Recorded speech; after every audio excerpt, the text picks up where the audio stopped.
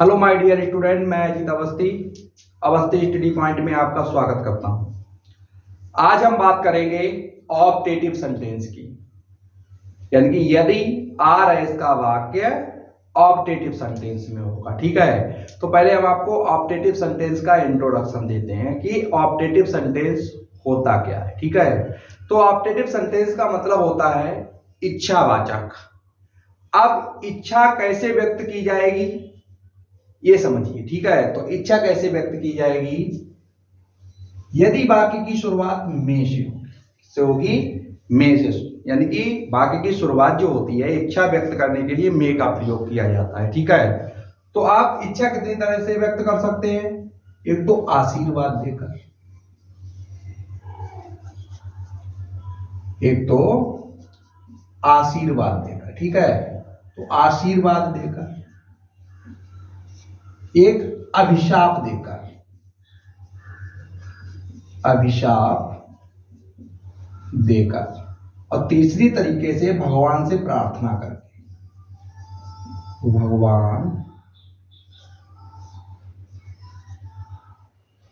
भगवान से प्रार्थना करके।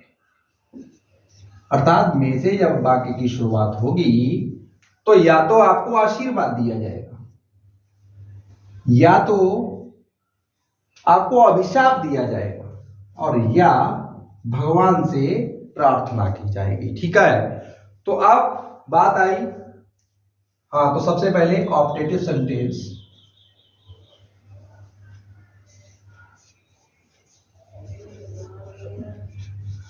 ऑप्टेटिव सेंटेंस ये है हमारा चौथा सेंटेंस। क्या है? चौथा। इससे पहले वीडियो में हम आपको असर्टिव, इंटेरोगेटिव, इंपरेटिव तीनों सेंटेंस की बात कर चुके हैं। ठीक है, तो आज हमारा है ऑप्टेटिव सेंटेंस। हिंदी में कहते हैं इसे इच्छावाचक।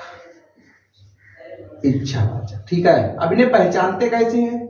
तो इन्हें पहचानने के दो तरीके हैं। एक तो में से इन वाक्यों की शुरुआत होगी और अंत में विस्मयबोधक साइन यूज होगा। ठीक है, अंत में विस्मयबोधक साइन यूज होगा और वाक्य की जो शुरुआत होगी वो में शब्द से होगी, अर्थात कह सकते हैं पहचान।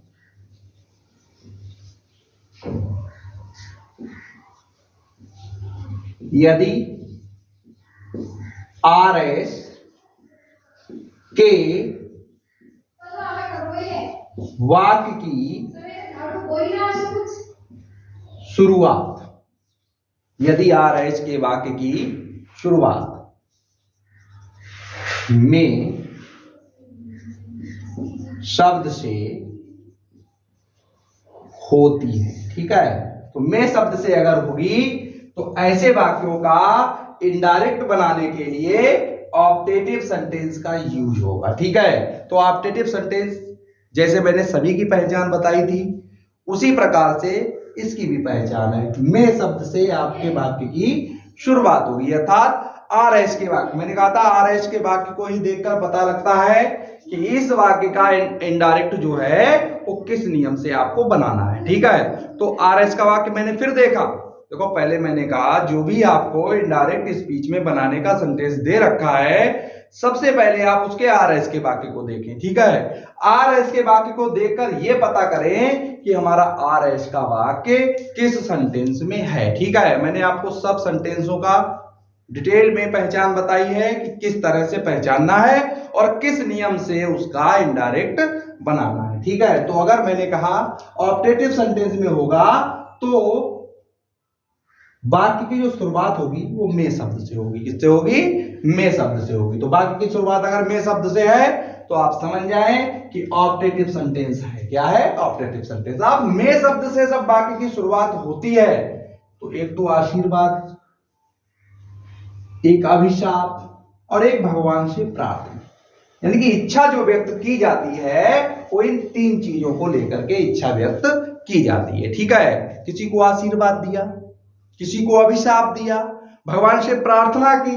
ठीक है, तो ये इतनी तरह से आप इच्छा को व्यक्त कर सकते हैं। ठीक है, वो ऑप्टेटिव होता है। क्या होता है? ऑप्टेटिव। अब हम बताएंगे क्रमवाइज कि जब आशीर्वाद देकर इच्छा व्यक्त की गई तो आपका सैड या सैड टू के स्थान पर क्या आएगा, ठीक है। तो देखिए मे से शुरुआत है, आर एच के बाकी की, ठीक है। तो आर एच के बाकी की शुरुआत में शब्द से है, तो भैया देखिए सबसे पहला अगर आपने भाव पहचान लिया और भाव हमारा आशीर्वाद है, क्या है, आशीर्वाद है, भाव हमारा क्या है, आशीर्वाद।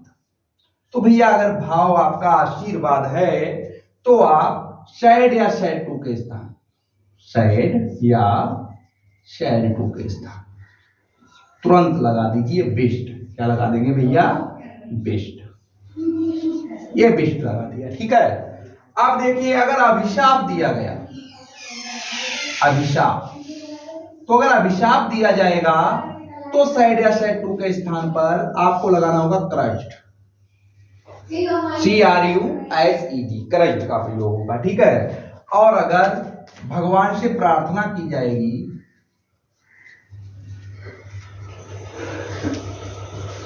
भगवान से प्रार्थना की जाएगी तो आप शैड या शैड टू के स्थान पर लगा देंगे प्रेड। और कामा इन्वर्टेड कॉमा के स्थान पर इस प्रकार के वाक्यों में फिर से वही लौट आया डेट, डेट का प्रयोग होता है। क्या होता है, डेट का प्रयोग। तो अब आपको समझ आ गया होगा ऑप्टेटिव सेंटेंस पहचानेंगे कैसे, तो आरएस के वाक्य की शुरुआत में से होगी, ठीक है। और एक बात, अंत में, वाक्यों के अंत में, वाक्य के अंत में ये विस्मयबोधक साइन यूज होता है, ठीक है। अंत में विस्मयबोधक साइन लगा होता है, ठीक है, लगा होता है, ठीक। तो आप वाक्य के भाव को पहचानेंगे, चाहे इस रूप में हो, चाहे इस रूप में हो, चाहे इस रूप में हो। तो आरएस के वाक्य की शुरुआत जो होगी वो हमारी में से होगी, किससे होगी, में से होगी, ठीक है। तो आप वाक्य को में से पढ़ करके पहचानेंगे। में का मतलब है इच्छा व्यक्त करना, ठीक है। अब इच्छा व्यक्त आशीर्वाद देकर भी होगी, अभिशाप देकर भी होगी और भगवान से प्रार्थना करके होगी, ठीक है। तो हम आपके ये जो इन पर आधारित एग्जाम्पल है वो कराएंगे, आप स्क्रीनशॉट ले सकते हैं इसका।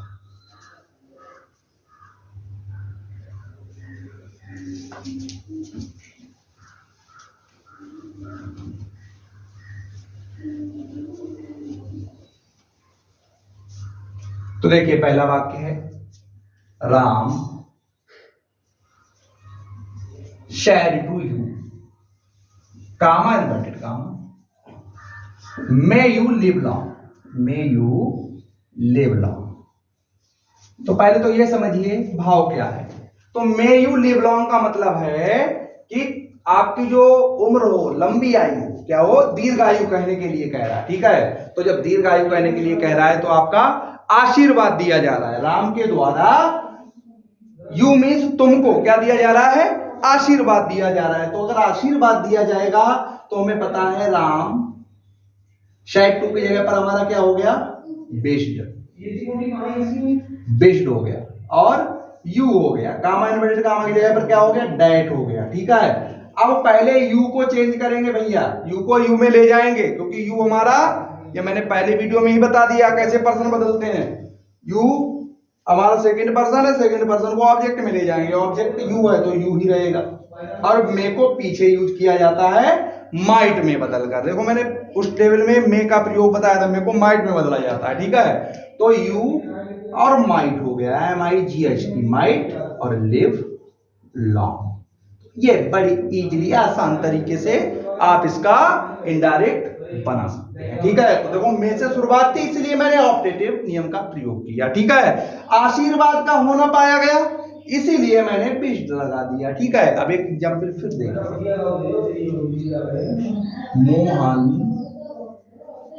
शेड टू हिम, मोहन ने उससे कहा, क्या कहा, कि मैं you fail, FAIL, fail in board examination,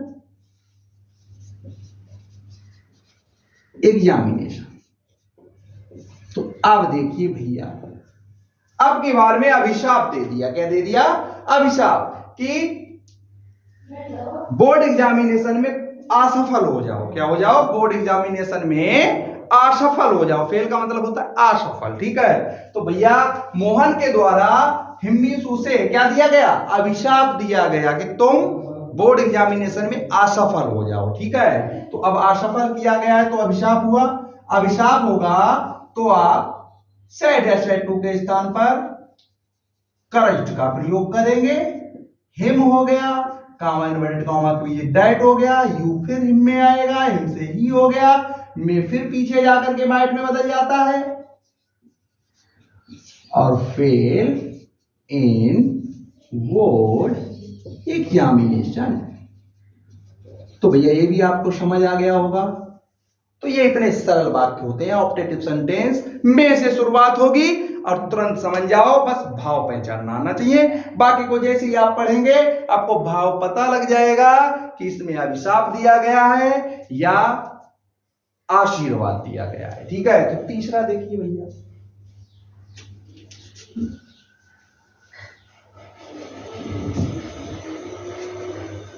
देखिए तीसरा एग्जाम्पल,